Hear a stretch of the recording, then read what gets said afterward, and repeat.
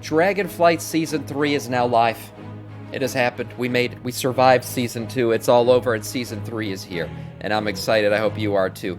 What does it mean? All the raid difficulties are now open. Yeah, we got normal, we got heroic, and we got mythic. If you're an LFR Andy, you're just gonna have to wait just a little bit.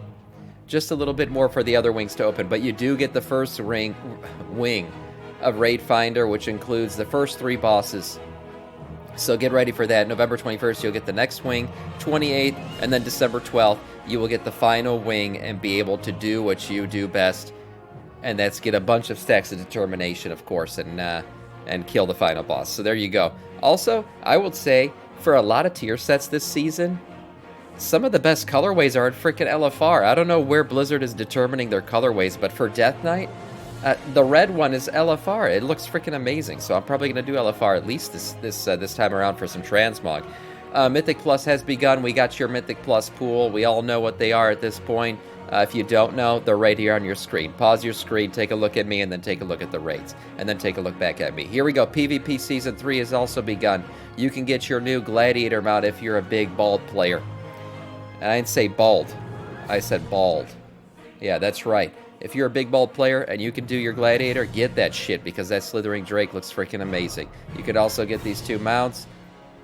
You know, these don't really do it for me, but hey, maybe some people do. Guardians of the Dream update notes are also available. Developer Insight, there's a new quest line you got to do, and that is what will get you the raid. Yes, so a new quest line, a multi-day mount quest, and other things. The new chapters of the story have been opened. Chapter 4, Eye of Ysara, and Chapter 5, A Dream of Fields and Fire. Get in there, do those quests, and then you can get into the raid. We're about to do those right after I end the news segment here, and then we're going straight to raid, boys. I'm forming up a raid, and we're going to do that shit. But first of all, we got to finish the news. New Mythic Plus Portal Room is also available. I had no idea this was even coming. Did anybody know this? Evidently, Mr. GM tweeted about this. I had no idea this shit was coming, but there's a completely new portal room. So where they used to have little portals set off to the side in Valdrakken, now there's going to be a single portal there that takes you into this portal room. This is clearly just from the Mega Dungeon. They're reusing the asset here, but it has all the portals to all the new Mythic Plus dungeons. So that's really cool. I think this is better than what they had before. Honestly, I used to misclick a lot on the old portals because they kind of had them stacked off to the corner there. It was a small area, and people would also mount kind of and get in the way a lot of times. So that's great. That's great. So a good new portal room for people who want to do Mythic Plus, which I'll be doing. The Great Vault Pity Vendor. Yes, someone that I visit quite often, quite frequently, and I've gotten to know pretty well throughout Season 2, honestly. Me and him have become good friends. Mr. Evanticus, yes. So he also has been updated to give us new crests. Yes, so the Gleaming crests, you can also get the Drake's crest and the Worm's crests, or get the typical socket item or some crafting shit. So when the vault gives you shit you don't want, which it will do, of course, it's coded to make sure that you continuously get shit that you don't need. You will be using this guy and maybe getting some crests to upgrade some shit. Inevitably, you'll be using it so often that you'll have all of your sockets like I did last time. You'll just be getting gold for no reason whatsoever. Yeah, so there you go. That's it for that. Last but not least, the DPS charts are in. Yes, the first 10.2 DPS charts are now in. And before I show you all the numbers, there's a little preview up here. Before I show you all the numbers, I did want to set a little disclaimer that supposedly some of the Beast Mastery pets are getting a bit too much bonus from augmentation evokers in here. There's some bugginess with the chart. That's what that was a disclaimer they gave here. So Beast Mastery is very good, but it might be a little bit too good on these charts. Same with augmentation evoker. There's some issues with how their shit is showing up. They're better than what they're actually showing up here. But anyways, here we go. Overall damage, let's take a quick look. Beast Mastery Hunter. Top of the chart. Now again, there is an issue with their pet and the way the DPS is being currently tracked, so give or take a little bit, but still, they're going to have very high DPS. Beast Mastery is doing very well. Arms Warrior. Look at that. I'm assuming maybe this is this with the Farak weapon? I have no idea. But Arms Warrior is doing great as well.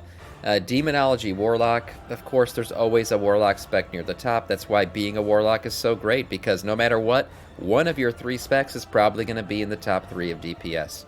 It's just the way it is. It is what it is. Devastation Evoker coming up behind. Ass Roke coming from behind, we should say. And then, we got Unholy DK, who was the previous king of 10.1. Unholy DK was the top dog for a long time. Hey, it's still up there, not bad. It's at 6 right now. Probably could itch up a little bit more. But there it is. Unholy DK and Frost DK are close. And then Outlaw Rogue is also sandwiched in between. Rogue is doing great right now. The reworks on Rogues have been great. For anybody who's been playing Rogue throughout last patch, you dealt with some shit. Now is your time to shine. Rogues are doing pretty good right now. Fire Mage is the top mage spec. It got Enhancement Shaman, Sub-Titty Rogue, and then you got your Druid specs. I'm surprised Druid's not doing better. We're in the fucking Emerald Dream. Why would Druids not be top DPS, at least for lore sake reasons? But there they are. They're smack dab in the middle. Havoc Demon Hunter. Going through the rest, we see a bunch of things. Windwalker Monk there. And then the other two, I mean, Hunter specs, they look like they're doing shit. So if you're playing Hunter right now and you're not playing Beast Mastery, you're probably doing it wrong. I'll be honest, based on this shit, I mean, you're literally sandwiching the entire chart between Hunter specs. So it looks like Beast Mastery is the only thing you can play right now if you are in fact a Hunter. Red Pally, jeez. I wonder if this includes the Legendary. Because Paladin, Warrior, and Death Knight use the Farak Legendary. And if these don't include it, these charts are going to change drastically if you have the Legendary. I didn't see any disclaimers on it. Who knows what these in fact include. But let's see damage to bosses, because this was what matters for Raid, right? Those were overall damage. This is what matters for Raid. We see Beast Mastery Hunter still at the top. Ass Rogue is second, and then Unholy, the prior king, the former king, the no king rules forever, my son, but still very close to the top. Third there, Unholy. Arms Warrior, really looking great. Demo Warlock, again, Sub-Titty. And then we're going through all the others here. And then again, the other two Hunter specs are near the bottom. Again, if you're playing Hunter, get your shit together and respect to Beast Mastery if you haven't already. You should do World Boss. Oh, okay, yeah, free, sure. Yeah, that's right, the World Boss is now up. That's right. So going through these charts again, take it all with a grain of salt. This is the first charts of the season. Things could certainly change. Big movers from last season. Obviously, Beast Mastery Hunter is up fucking 19 spots from last season. Arms Warrior, 11. Ass Rogue, up 12. Outlaw Rogue, up 14. Those are the big movers up. Even Sub-Titty. The 3 Rogue specs are way up on all 3 fronts. And then the big movers down. Frost Mage down 10. Augmentation Evoker, it's a bit janked right now. It's probably going to go up, but right now it's down 15 on this chart. Affliction Warlock down 15, and Marksmanship Hunter down 16 spots from last season. A lot of movement, a lot of changes, and these things will continue to move. There's always a ton of movement in the beginning of the season. Blizzard patching shit and reworking shit. But anyways, there it is, your first DPS charts of the 10.2 season.